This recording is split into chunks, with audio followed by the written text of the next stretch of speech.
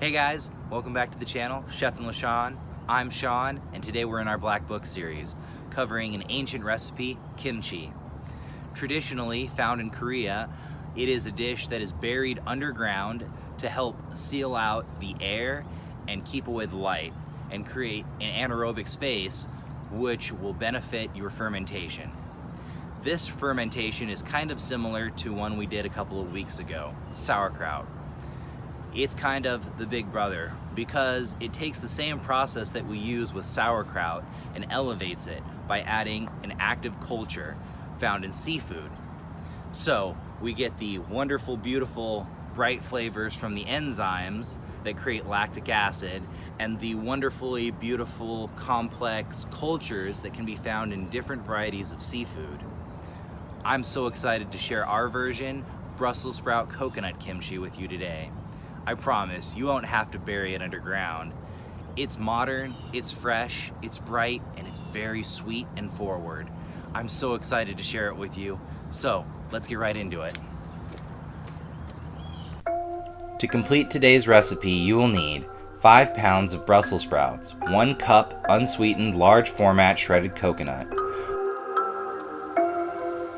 1 5.6 ounce can of Lee brand minced prawns and spices, 1 teaspoon of pink Himalayan sea salt, 2 tablespoons of fish sauce, a 1/4 cup of chili wang or gochugaru chili flake, 1 cup of old Brussels sprouts left over from a previous project, 7 large sprouted garlic cloves, an 1/8 of a cup kosher salt, and an optional 1.5 tablespoons of shredded pre-made kimchi. The only real step in this process, with the exception of smashing your garlic to form allicin, is to toss everything in a bowl until there is a thin, even coating on all of your Brussels sprouts, and to pack them as tightly as possible into your fermentation vessel.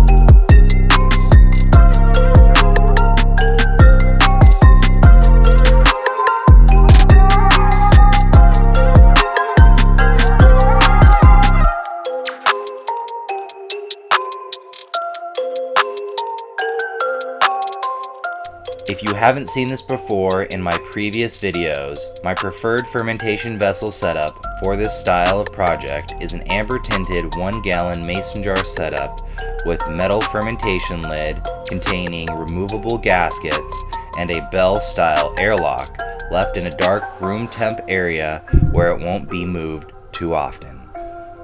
For more in-depth information about how to set up this fermentation jar, check out my video on sauerkraut, which will be linked in the cards or found in the description below.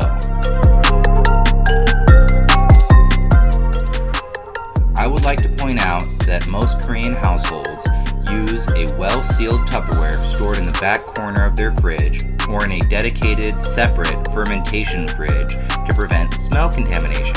The reason I am not using this much easier method of storage is kimchi is already a very long fermentation project. On top of that, Brussels sprouts are by far the hardest member of the Brassicaceae or cabbage family, and the ability to leave the project at room temperature instead of in a refrigerated one helps the cell walls of our little cabbages stay open, allowing the salt to more easily pull the liquid inside of them out, as well as the Brussels sprouts to reabsorb the same liquid, helping to speed our fermentation project along. The only other way to speed up our fermentation project would be to cut them, which destroys the cell walls altogether. This ends up leaving you with a product that is significantly faster to produce, but A, will end up being much softer texturally speaking, B, simply won't be able to retain both the complexity and depth of flavor this fermentation process creates, because without the cellular structure to safeguard it, most of the Brussels sprout flavor will be lost.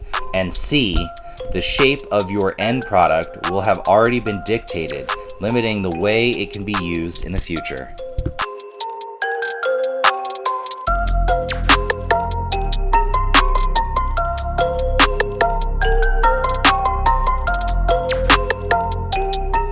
Here's what our kimchi looks like, fully fermented. We took a process that would take normally 6 months to a year and cut it down to a month.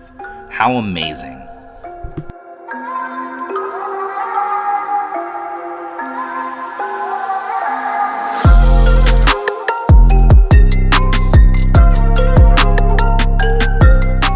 Thank you for tuning in to today's video.